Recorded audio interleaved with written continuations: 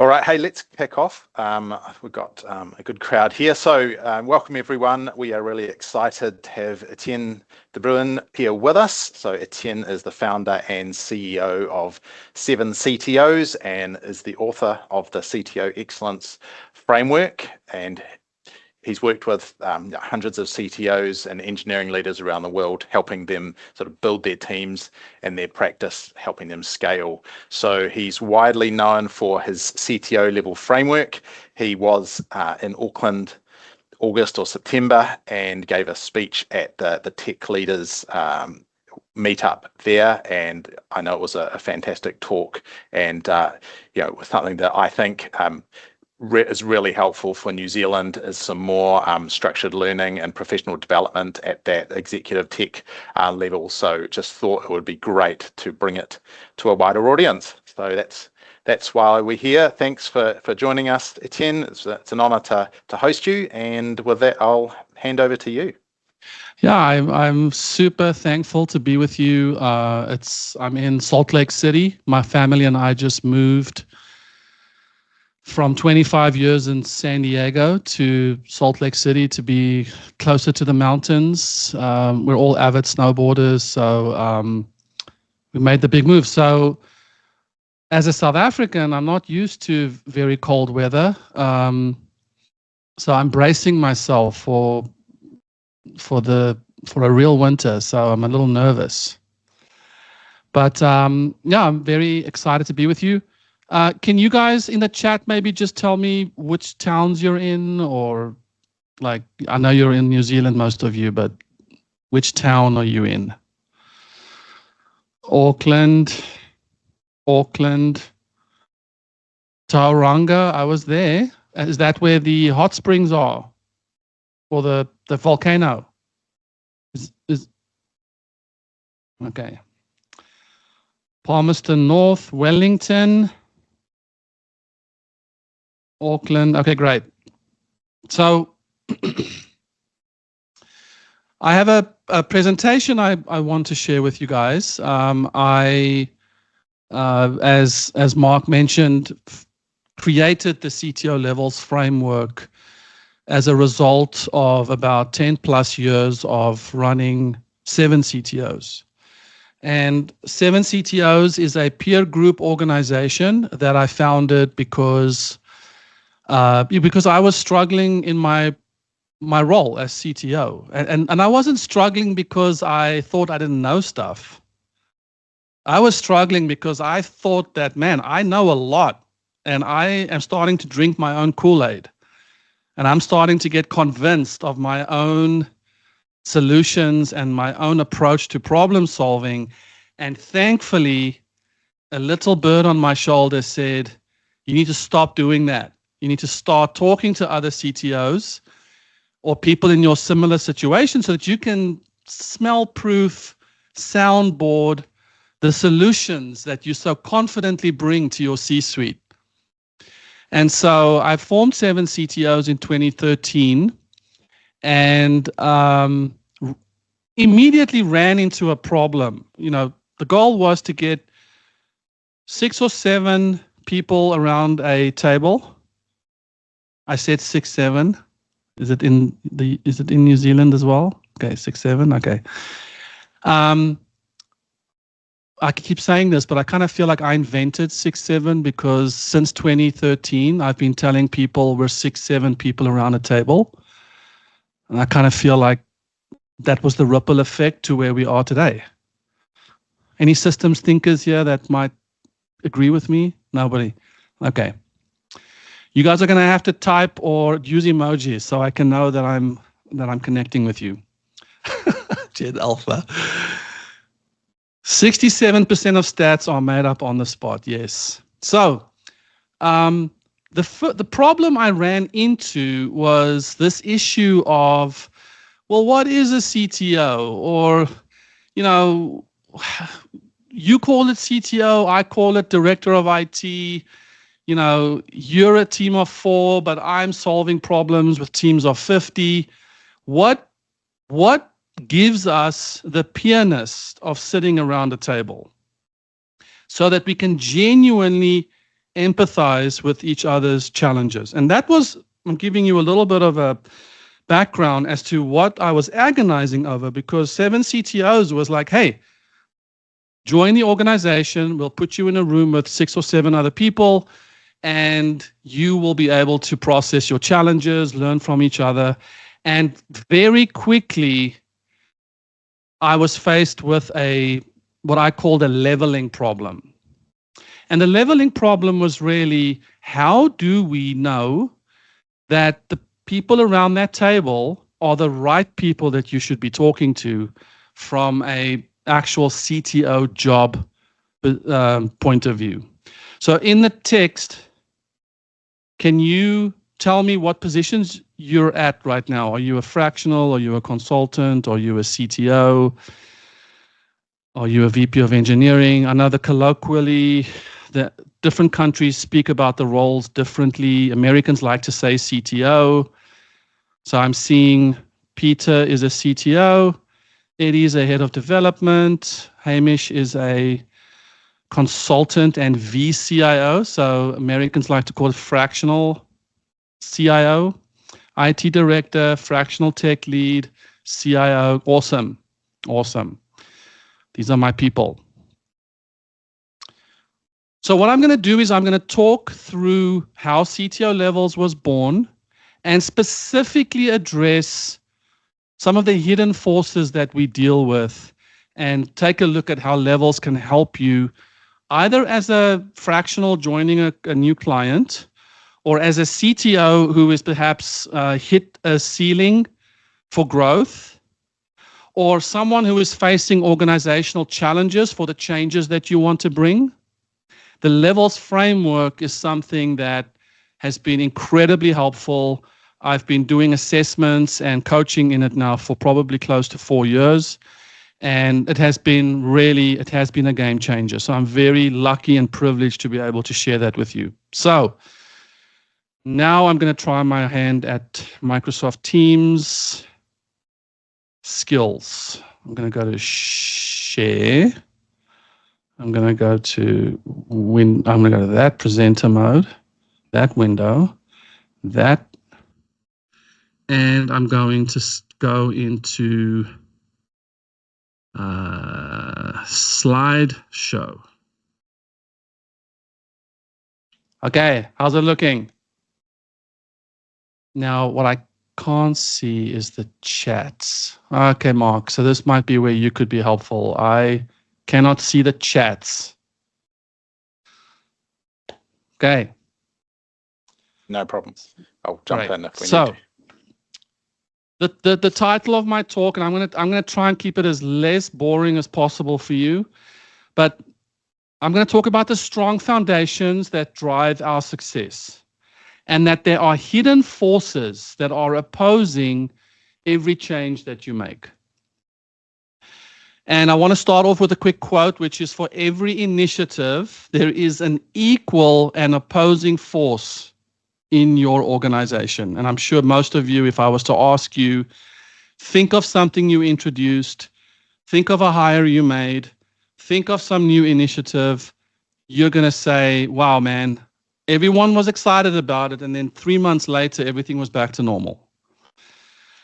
So these opposing forces can lead, I'm going to give a couple examples. You know, you have conflicting features. Engineering teams are working and releasing features that conflict with each other. In some cases, you bring in a product person and then the engineers just ignore the roadmaps. You know, you bring in a new hire, you know, brand new hire from a FANG company, super excited, but that hire doesn't get anywhere in your organization. And the crux of what I want to share with you is that your organization is not a machine. It is a complex adaptive system. Now, have you guys heard of the term complex adaptive system? Are there any systems thinkers in the house? Have you done any systems theory or any thinking in this direction? So go Google systems theory. But a group of people in the early 80s locked themselves up at the Santa Fe Institute in New Mexico, and they asked themselves a question, which was, why do things seem to, with no outside force, organize themselves? You know, everything from the immune system to the internet to, people leaving a soccer game. How is it that without people directing traffic or an external force, there seems to be this organism that takes care of itself? And this organism, John Holland coined it as a complex adaptive system, which essentially takes actions, learns from the feedback, and adapts. And that was my key learning about the organizations that you are in charge of. So take that away as point number one, that your organization, your technical organization, inside of your larger organization is a complex adaptive system. This means that you have interconnected entities. It means that the emergent properties that has emergent properties that you cannot predict or control. And it means that there's a non-linear reaction to the environment. So you may have a situation, ice is a good example. Water will be close to a frozen state for a very long time, and then suddenly something flips and the whole thing turns to ice. So that is a non-linear impact of, it's a bit of a feeble example, but I'll just leave that with you. So the CTO Levels Framework was built on this idea that we are part of a complex adaptive system, and I'm just giving you the screenshot because you may have seen this somewhere. I'm not going to presume that you know what this is, but a lot of people have seen this as the Levels Framework. So I'm giving you a glimpse into what the Levels Framework actually is, but I'm going to get into the details of it. So before I get there, when I talk about emergent properties, there are 4 emergent properties of a healthy technology system. First one is speed. So you have an organization that is able to deliver technology quickly, and we call it speed.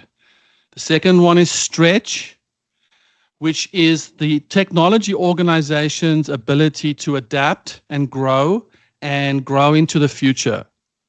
The third one is shield, which is the ability to protect itself.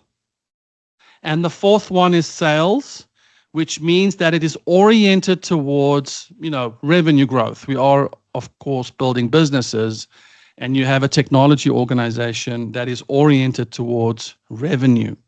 So if we take a look at your organization that you're in right now, whether it's a client or whether you're the CTO of a company, 4 emergent properties of a healthy technology organization: speed, stretch, shield, and sales. And those 4 things are often called the CTO Sentinel, which if you Google that, you'll see us talk more about those 4 things.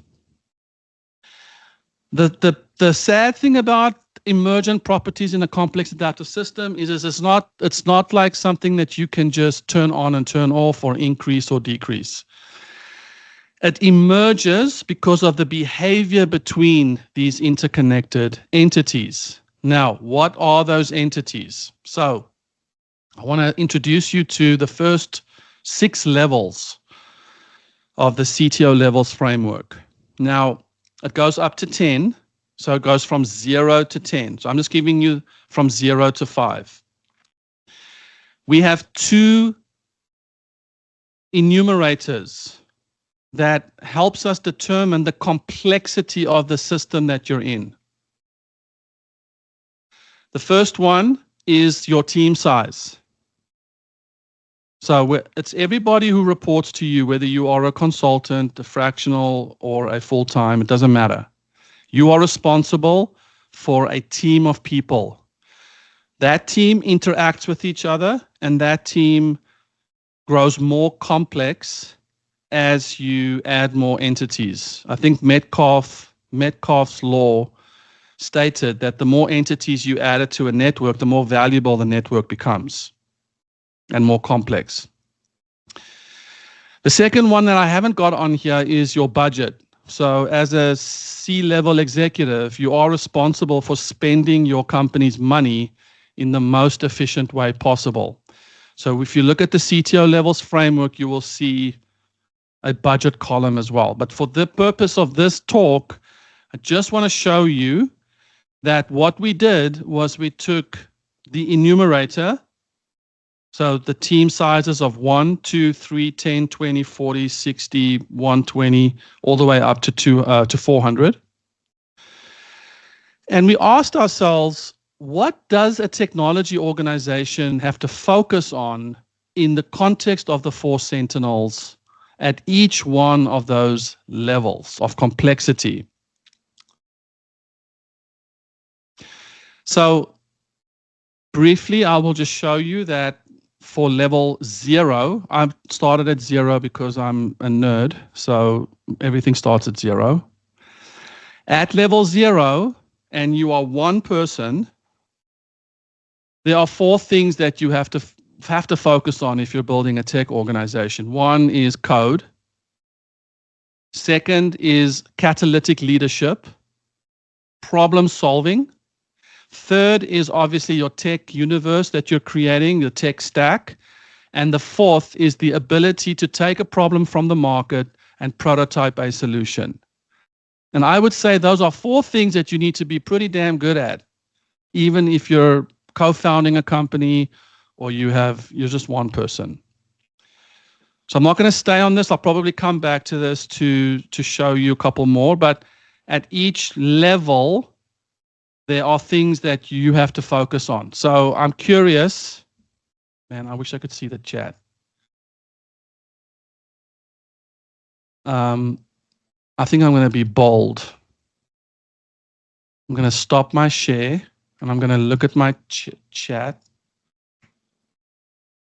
And I'm going to ask you to share with me your team sizes. Yes, Donella Meadows' book is a seminal work in this. So consider the number of people you have in your organization that you are responsible for. So it could be consultants, even if you're working with an offshore team. You have your business, your C-suite, your stakeholders are looking to you to spend capital to build ROI.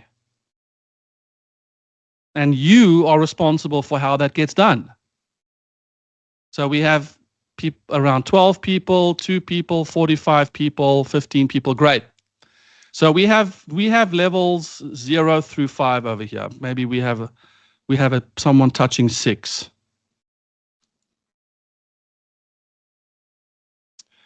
Great. I'm going to go back to sharing my screen. While I have you, are there any questions or is there anything that anyone wants to say at this point? If you want to say, good work, mate. Good on you, mate. No, that's Australian, right? Is that Australian? What do the Kiwis say when they want to encourage someone? Do they do that through deathly silence?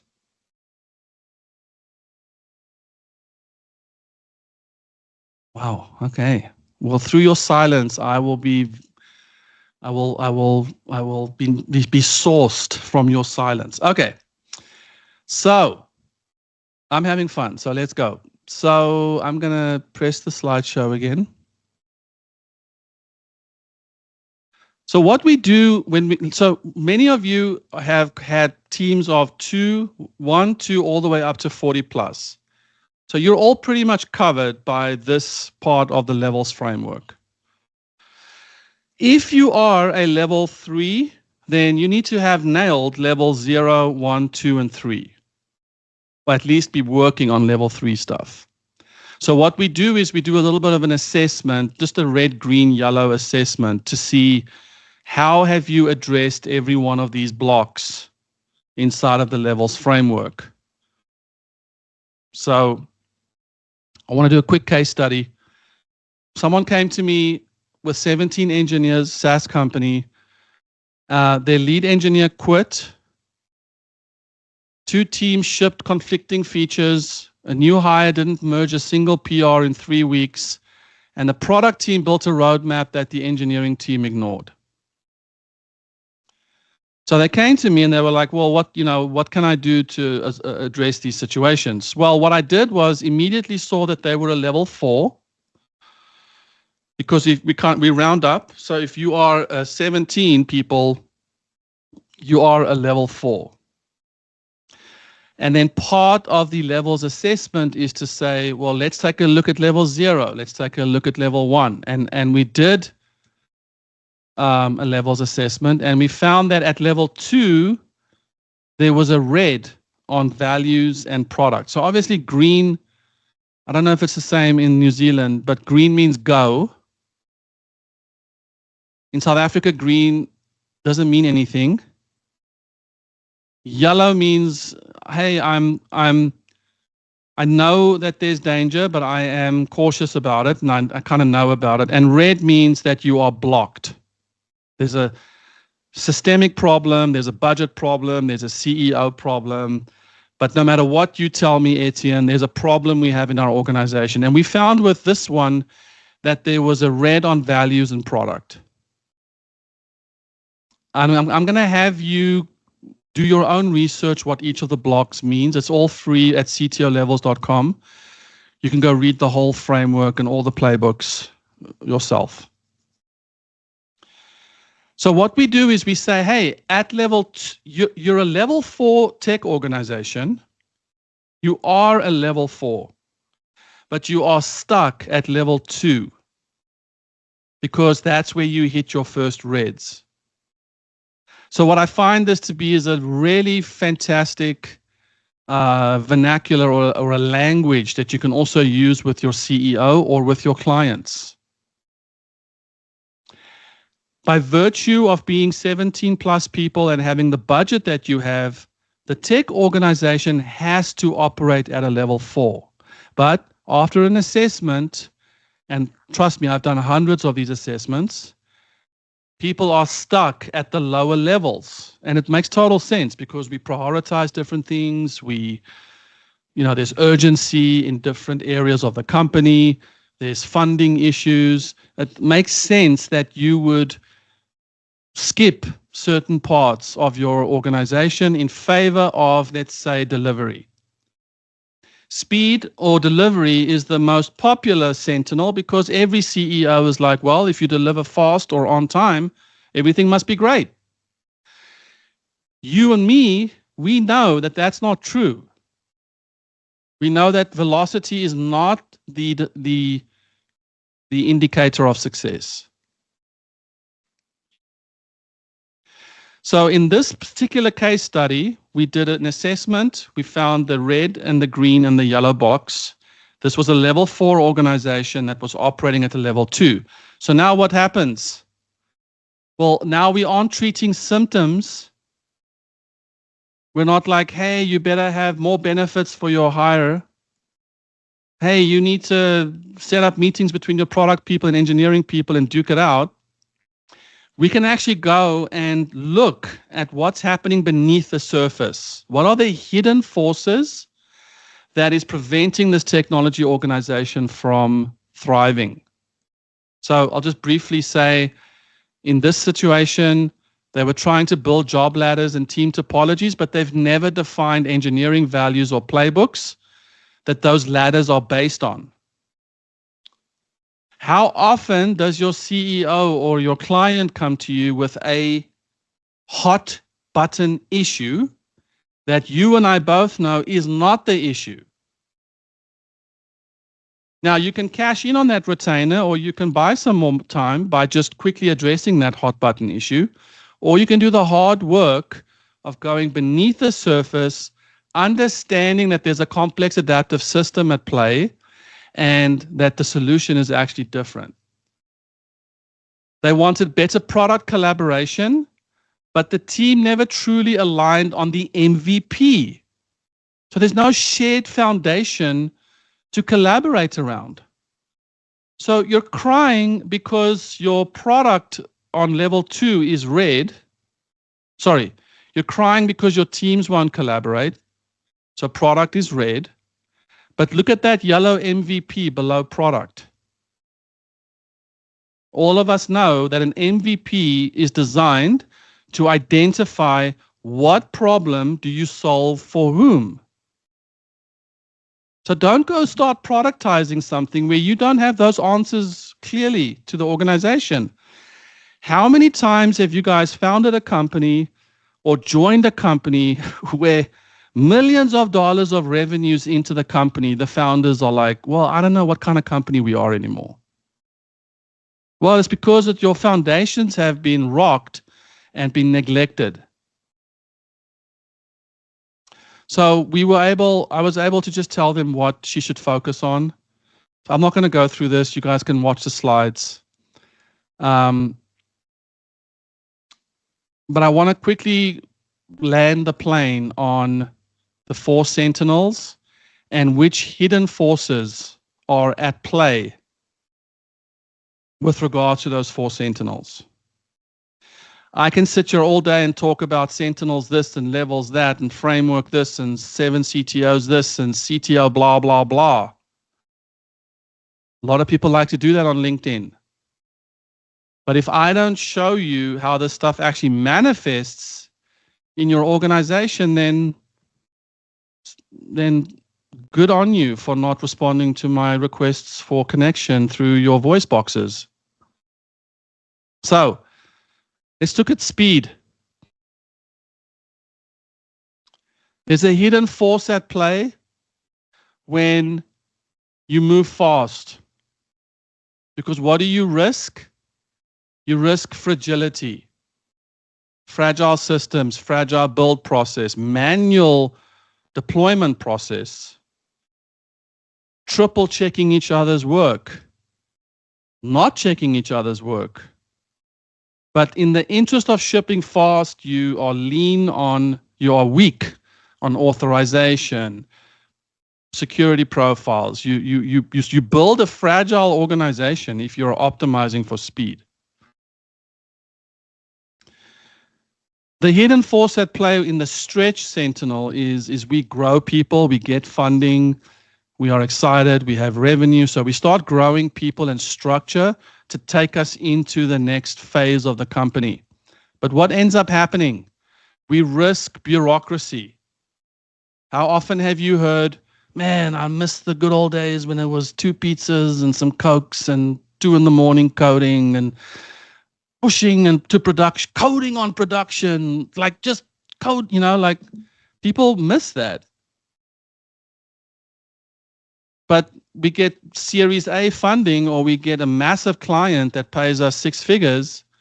And now all of a sudden we button things down, we bring in people, and now this person's got to get permission from that person, has always got to ask this other person. And now you have a gloriously baked in bureaucracy. With Shield, you can get paranoid and then you start slowing down on innovation. By Shield, I mean, you could be protecting your build process. You could be protecting your infrastructure changes. You could be protecting, we can talk about compliance. We can talk about vulnerability scanning. We can talk about all sorts of things. But what you risk when you start locking down on Shield is that you start slowing down on innovation. And then with sales, this one's my favorite because as the company grows, as CTO, you need to have people skills. And you need to be able to talk about technology, enroll people, cast a vision, be excited, inspire people. And as the company grows more complex, you start risk being misunderstood. Well, why do you always say no when I want to build X? Why are you never happy with whatever thing we come up with? Why you always just want to build the thing you want to build? That's a lonely place. It's a lonely place to be when you had a team of 5 people and you were able to be catalytic and forward thinking. But then when you got to 15 people, you're suddenly the guy that no one understands. And they don't want you to push to production anymore, and you're lonely and you start having your own issues. So when we look at the Sentinel, if you look at the complex adaptive system, we don't talk about speed, stretch, shield, and sales because that's not the things those are emerging properties. What we talk about is the fragility of our organization, the bureaucracy, the inability to make decisions, the inability to start delivering with the speed that we used to deliver. And then starting to have being misunderstood in the C-suite to where, this is where founders will split up. Co-founders will quit the company because they are no longer understood. And all that happened was we neglected to look at the underlying fundamentals that gives rise to these sentinels as your emerging properties. Again, emergence is the thing that happens when entities within a complex adaptive system, when they activate each other and they are in relationship and they act on feedback, you start having an emergence. So a question I would ask you is, and maybe you can answer in the chat, please. I can't see the answers, but please think about it. Where have hidden forces surprised you? Something I would say is, wow, man, I thought my senior developer guy who was re-architecting our systems suddenly quit.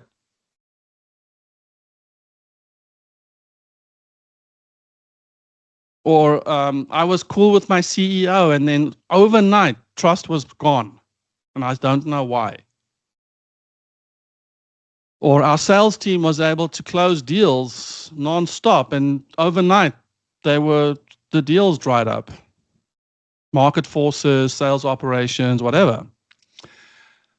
Consider that there's something happening underneath that can be described by a complex adaptive system. And CTO Levels is simply a translation framework to show you what it could be at those different levels of complexity.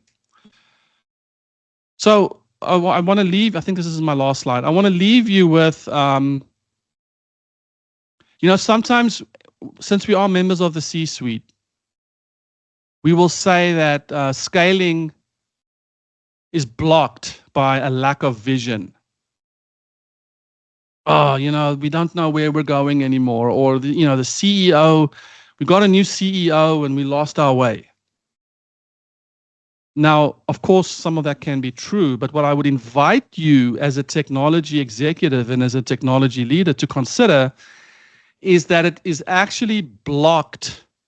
Scaling is actually blocked by invisible forces.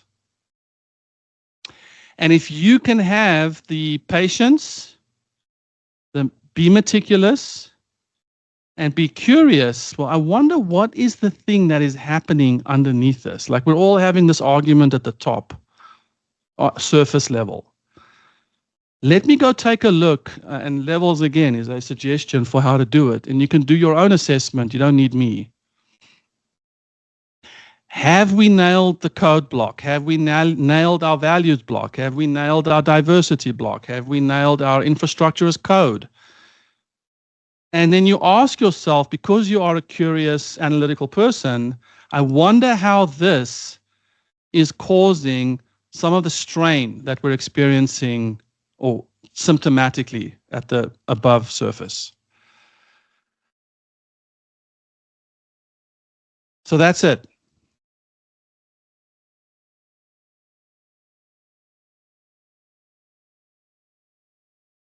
Awesome. Thanks, Etienne. That's been really good. So let's turn it into Thank you. a question time maybe. And now that you're back among faces, you can look at some of these comments and give your thoughts on these. I can't hear surprises. you. What happened? Oh, sorry. It says my mic is on. Can other people hear me? Yeah. Yeah. Hear you. Yep, can hear you. All right. Sorry about that. I have a thing that keeps switching off. Now I think I can hear you. Okay. You can hear me Great. now? Yes, now I can hear you. Brilliant. I was just saying, we can move into a time people have questions or thoughts about what they've heard. Obviously, the people have put a few responses to your last question, your last challenge there, and maybe a starting point would be for you to run your eyes over them and have a comment if anything sort of catches your eye. But if you've got questions, people, put them in or turn your mic off. I guess there's not so many of us here that we have to worry about enabling people. I think if you just enable your mic and feel free to ask a question. Eddie.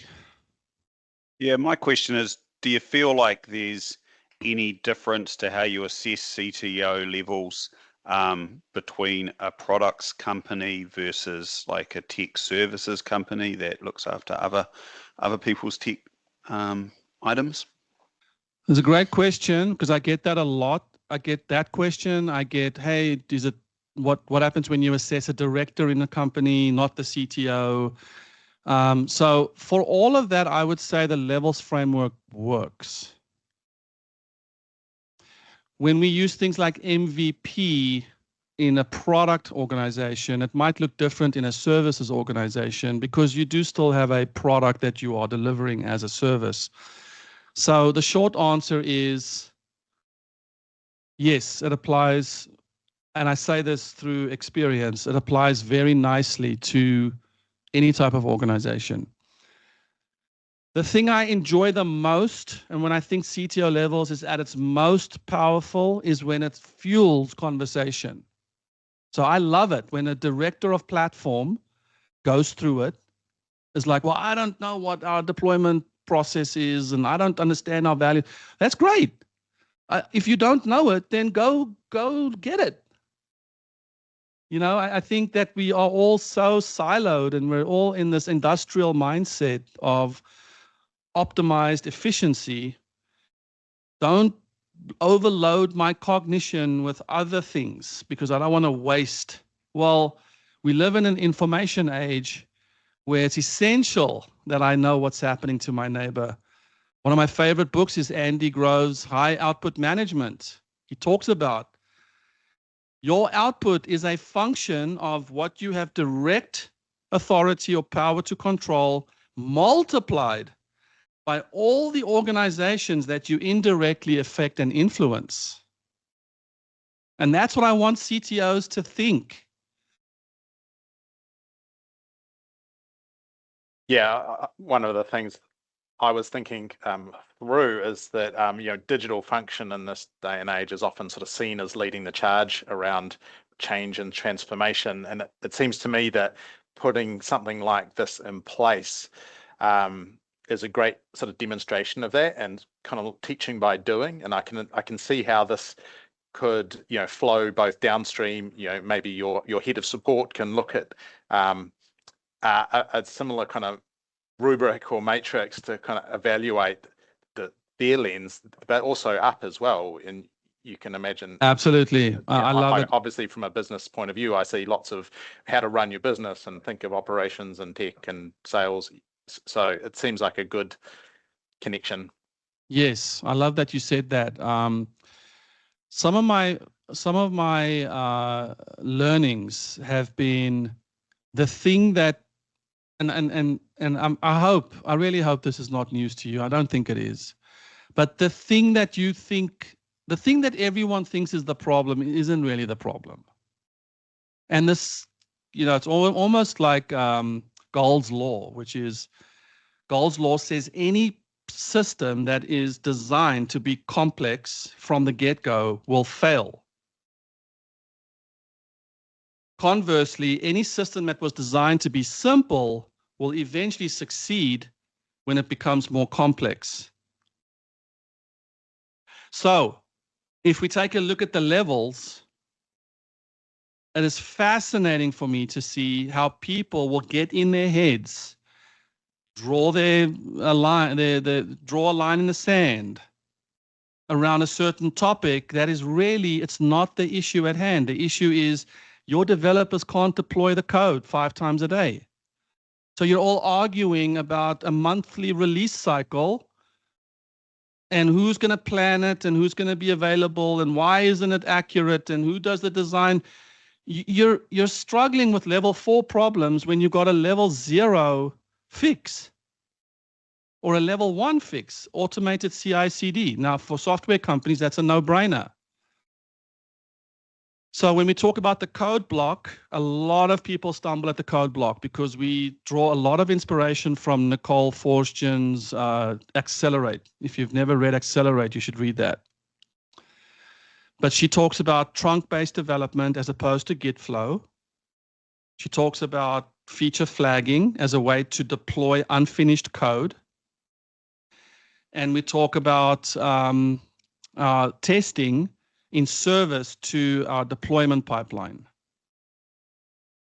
That's in the first block, level 0, block 1. So if what you've built as a tech organization is simply a way to accommodate bad practice, well, it's just going to get worse. And if you're a fractional, that's generally when the CEO will call you and say, you know, my CTO sucks. I need you to come in and fix it. You're also going to fail.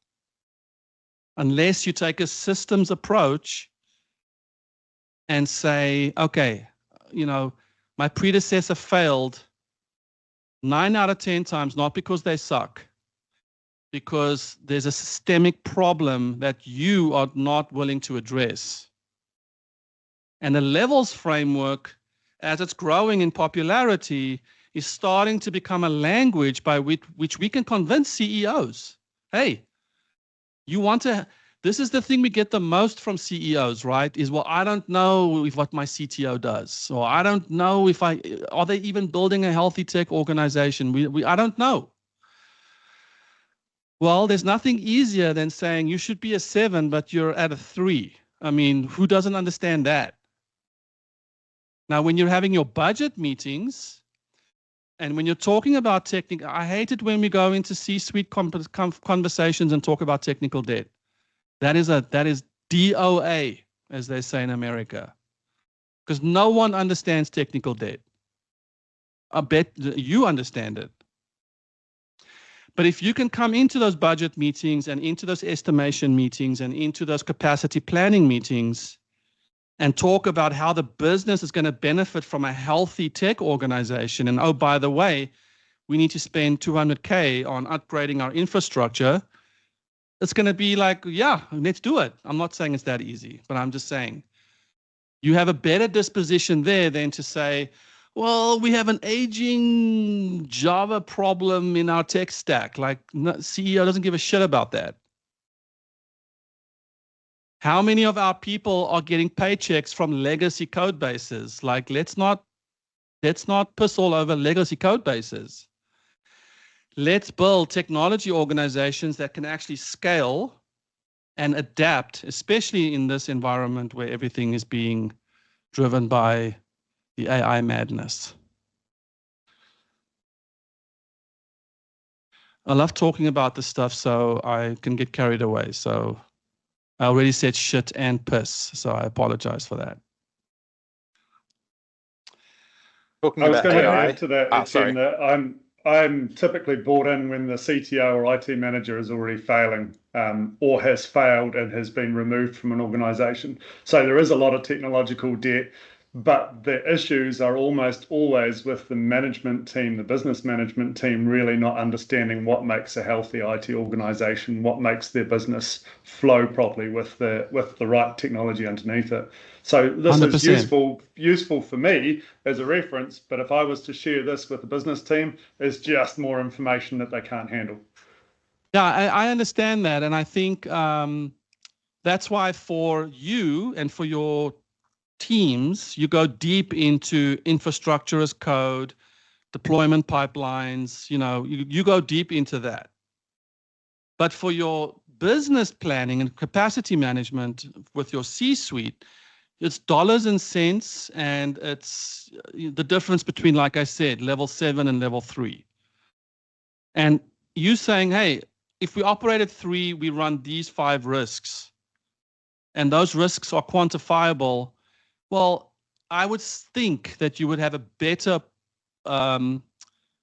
you would have a more probable outcome of being able to secure funding to fix that than going into the detail of what an MVP. I mean, they don't even know what an MVP is. So I think it's actually how you communicate that to the business, which is the challenge, and that's what a lot of old school IT managers and IT directors are not able to do, not able to convince the business of the value proposition of what they're trying to implement.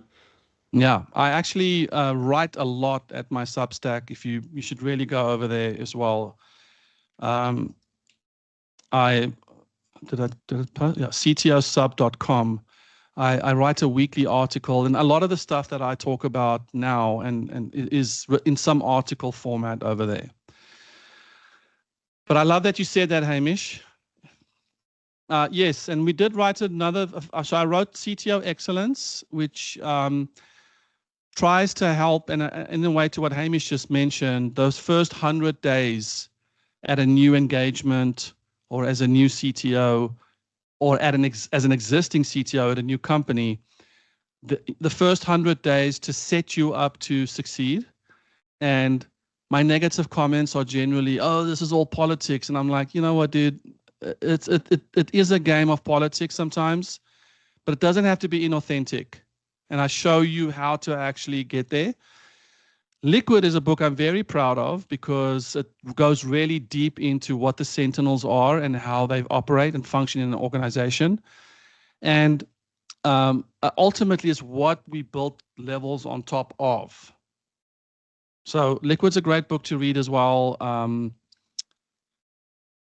But I would also highly recommend Andy Grove's High Output Management, Nicole's Accelerate. Those are great books as well. You mentioned the AI madness, and I know that a lot of the groups that we're talking with today, they kind of bounce in extremes, and you can see them maybe over-indexing on innovate or the inverse. We have talked with some groups, and they are really pushing hard into the shield Sentinel, totally risk averse, but getting massive pressure from their board to demonstrate AI and and basically sort of show up. As I said, was the only closet seats in availability. Something happened. Well, that wasn't a comment on me. I don't think. So I guess what's your take on that, and how do you when you go into an environment like that and you see a real over-indexing on a particular one that is really sort of killing the other 3? What's the sort of first where do you start? Is it? Yeah, it's obviously there's 2 problems going on, right? One is the AI-ification of operations, so saving money, and then there's the AI opportunity to make money, and in there is the survival instinct. I think a lot of companies are thinking, man, if I don't innovate in AI, I am going to be outpaced, or my market's going to be gobbled up by someone else. And I think a lot of that pressure comes down to the CTO or to the technical people, because it's, we are supposedly experts on how all of this works, although none of us know. There's not a person on this call who knows what 4 weeks from now is going to look like. So it's really important that as CTO, you communicate that. So what I do is, there's a very important thing that happens with the LLM madness and ChatGPT and all that. And that is that the acquisition of knowledge has essentially disappeared, right? The acquisition of knowledge has got evaporated. Because all you can do now is you go to LLM and you say, tell me everything about the Turing machine, and your CEO can come into a C-suite meeting and know stuff that you were like, how the hell do they know that? Even worse, take what you said in a C-suite meeting and put it in an LLM and say, hey, is my CTO full of it, or is this? And even triple worse, taking a transcript of a Zoom call or a Teams call and asking the LLM to summarize it and, well, analyze what my CTO said and give me 3 bullet points as to how I can, that stuff is all available now.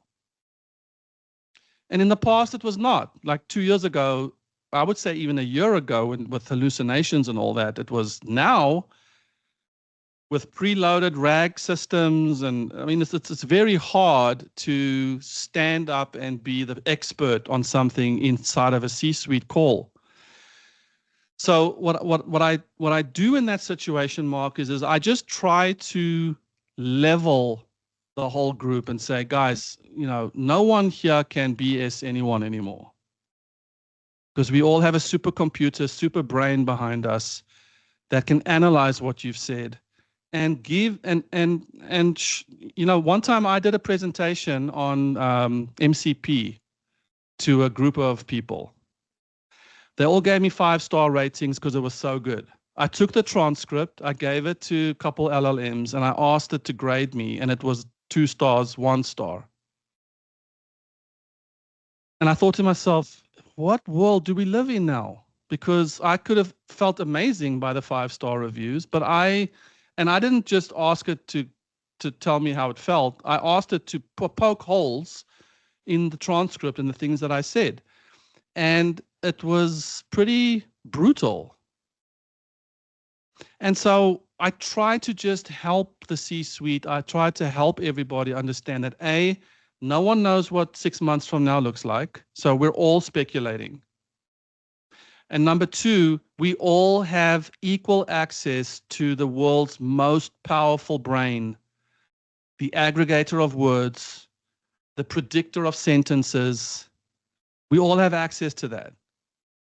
So now it becomes, what about relationships? What about curiosity? What about trust? All the soft skills that the LLMs can't do just yet.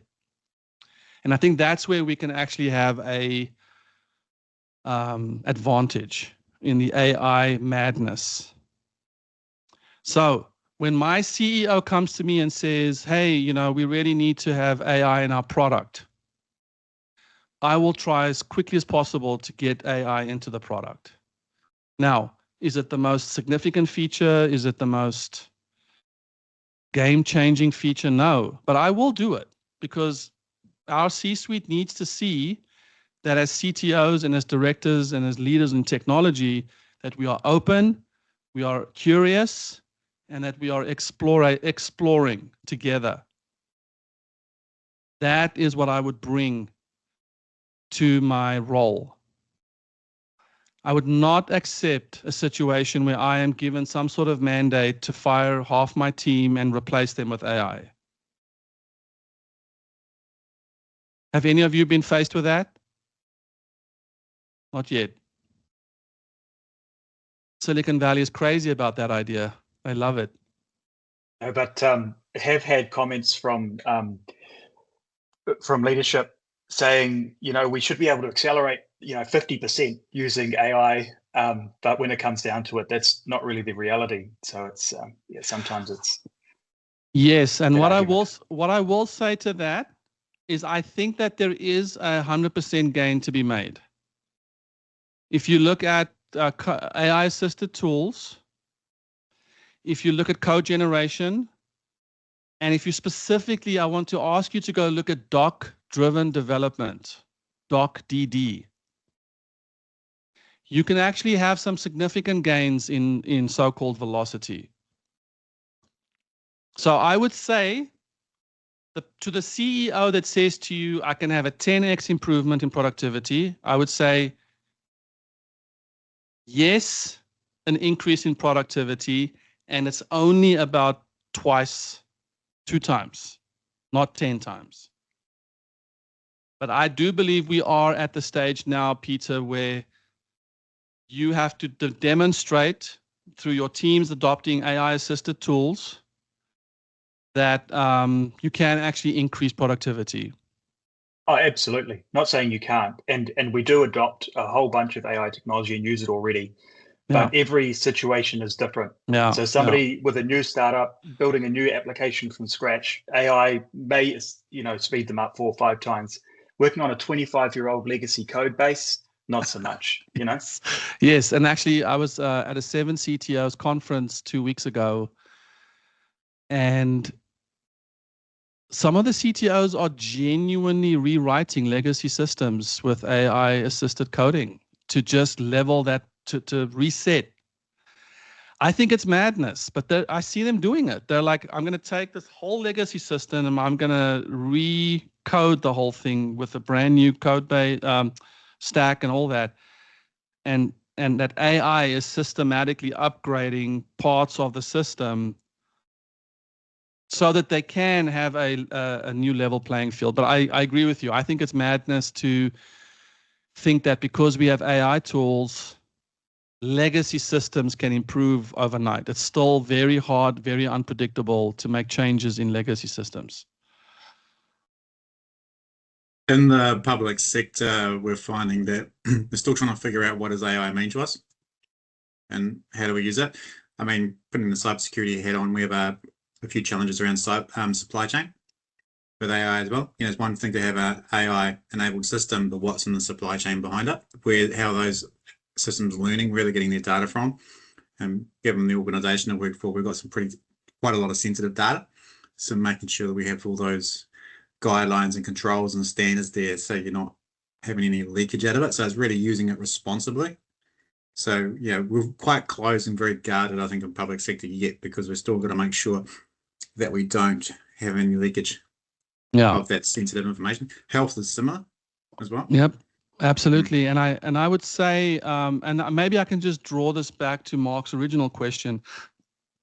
When you look at the levels framework, the CTO levels framework demands that you are doing the type of coding that can be deployed 10 times a day, that you are using a modernized tech stack with infrastructure as code. In other words, you can go from disaster back to, you basically changing your infrastructure through something like Terraform. You're not like click opsing it in the AWS console.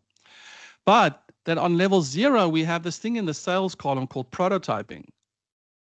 And where I see tech organizations failing in the AI demand is the ones who have not built into their SDLC the ability to prototype. And that's why I say to my CEOs, I say, keep it coming. Your ideas are more executionable than ever.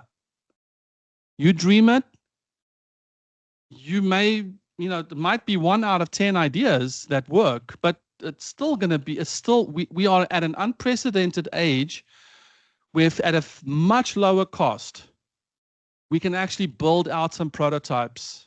I'm not talking about clickable prototypes, I'm talking about actual proofs of concept code bases.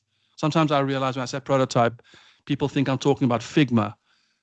I'm talking about quickly building something to see if it works. You'll be amazed, and again, this is a level 0 activity. You'll be amazed at how, and I'm sure you've seen this, when you actually show a stakeholder the prototype, and they're like, you know what, I thought it would be different. I don't actually think this is a good idea anymore. So you spent $5,000 to save the company from a $500,000 mistake.